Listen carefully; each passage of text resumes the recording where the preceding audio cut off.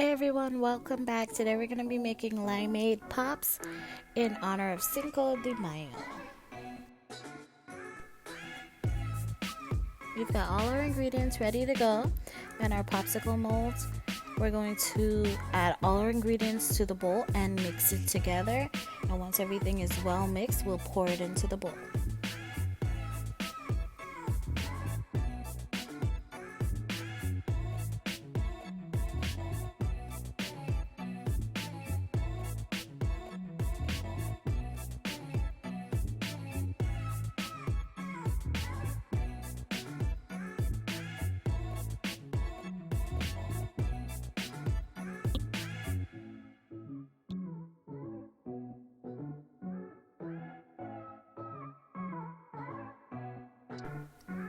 Now that everything is mixed up well and Jayla has gotten her taste, we're going to add everything to a measuring cup to make it easy to pour.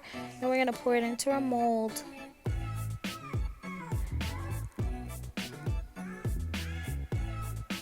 Freeze these for about 4 to 6 hours and enjoy them.